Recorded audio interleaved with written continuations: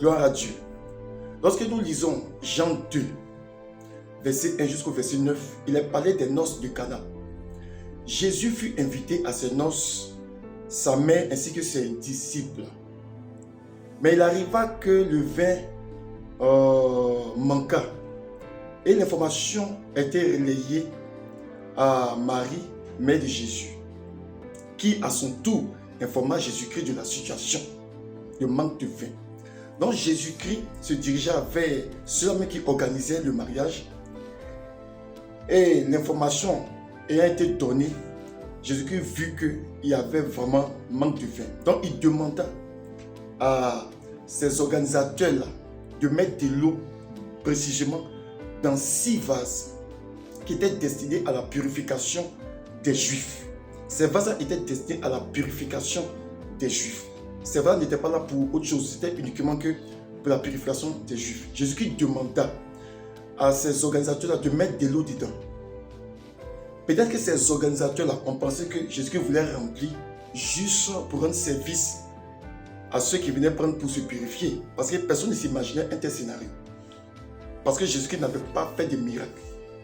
Donc, c'est tellement qu'ils se sont dit, bon, Jésus veut rendre service à ceux qui viennent se purifier. Alors que c'était pour le miracle. Jésus savait ce qu'il faisait. Et lorsque ces organisateurs ont rempli ces vases, Jésus-Christ a demandé de bouger et d'aller montrer au chef de l'organisation. Et lorsque cela fut, ils sont retournés que l'eau s'est changée en vin. L'eau fut changée en vin. Donc ça choquait certainement tous ceux qui avaient rempli ces vases-là. Parce que si Jésus-Christ avait dit qu'il allait changer de l'eau en vin, ces mêmes personnes allaient dire, mais Jésus, ça là, ce n'est pas destiné pour ça. Il y a les outils spéciaux pour ça. Ça là, c'est réservé spécialement pour la purification. Tu ne peux pas faire ça. Donc, ils allaient être un obstacle au miracle. Ça fait déjà un. Ça allait être un obstacle. Pour ce que Jésus-Christ a utilisé précisément ces 6 vases. Ces 6, ce n'est pas 7. Le 6, ça, c'est le chiffre de l'homme. Le 6, ça, c'est le chiffre de l'homme. Donc, Jésus-Christ, et puis non seulement ces vases-là servaient à la purification. Jésus-Christ, en utilisant ces vases-là, c'est parce qu'il a estimé que la purification de ces hommes n'était pas suffisante.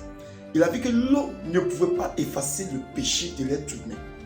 Donc Jésus-Christ, en changeant de l'eau en vin, est en train de dire, est en train de présenter une autre solution pour la purification de leur péché, qui était son sang. Donc Jésus-Christ annonçait déjà dans ces noces-là que voici ce qu'il devait permettre pour leur sanctification, pour leur purification, c'était son sang. Donc en utilisant ces 6 vases, Jésus est en train de changer la nature de l'être humain en mettant son sang à l'intérieur, dans les 6 vases, pas dans 2 vases. Les 6 vases furent remplis du vin, représentation du sang de Jésus-Christ. Représentation du sang de Jésus-Christ. C'est pour ça que Jésus-Christ sur la croix, lorsqu'il est mort, lorsque le soldat lui perça le côté, le sang et l'eau furent sortis. Le sang et l'eau sortis de son côté. C'était la préfiguration de ce que Jésus devait accomplir déjà. L'eau et le sang. Jésus était dit que l'eau ne suffit pas pour votre purification. Il faut également le sacrifice, il faut également le sang. Sans le sang, il n'y a pas de purification. L'eau n'est pas suffisante. Parce que vous pouvez vous laver les pieds, faire les ablutions, mais après être de nouveau sale. Jésus-Christ le sang. Parce que lorsque les gens se purifiaient, ne se purifiaient pas seulement de la saleté, ils avaient une autre notion de cette purification-là. Pour eux, c'était quelque part un signe de la purification de leur péché. C'était ça. Donc Jésus-Christ savait que ce n'était pas suffisant. Donc il fallait que Jésus-Christ a montré ce qu'il devait faire. Il a montré ce qu'il devait faire. C'est pour ça que Jésus-Christ lui-même, lorsqu'il a lavé les pieds de ses disciples, il ne s'est pas limité là. Il n'a pas dit que bon, désormais, bon, vous êtes fini pour vous, vous êtes totalement pur, ça peut aller, moi je remonte au ciel. Non. Il a pu faire avec l'eau, certes, mais il a également payé le prix. Il s'est offert, il fallait que le sang coule pour que ses disciples soient totalement purs et purifiés. Donc nous voulons dire à nos amis musulmans qui prennent les ablutions, de se purifier. Nous voulons leur dire que ce n'est pas suffisant. Il faut le sang de Jésus-Christ. Il faut le sang de Jésus-Christ pour qu'il soit totalement pur. Parce que sans le sang de Jésus-Christ, il n'y a pas de purification. C'est clair. Il n'y a pas de purification. Seul le sang de Jésus-Christ purifie et ôte le péché. C'est pour ça que Jésus-Christ est venu sur cette terre.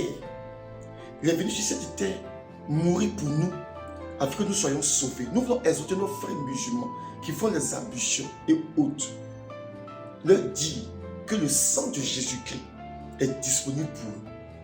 Le sang de Jésus-Christ ôte le péché de leur vie. Nous voulons les exhorter à prendre la décision de marcher avec Jésus-Christ. J'ai l'habitude de le dire, ce n'est pas une question de religion. C'est une question d'amour. C'est une question d'amour. C'est pour ça que la Bible dit dans Jean 3, c'est ce que Dieu a tant aimé le monde qu'il a donné Jésus-Christ pour que vous et moi nous soyons sauvés. Afin que quiconque croit en lui ne périsse point, mais qui ait la vie éternelle. La purification avec de l'eau ne suffit pas. Les ablutions ne suffisent pas.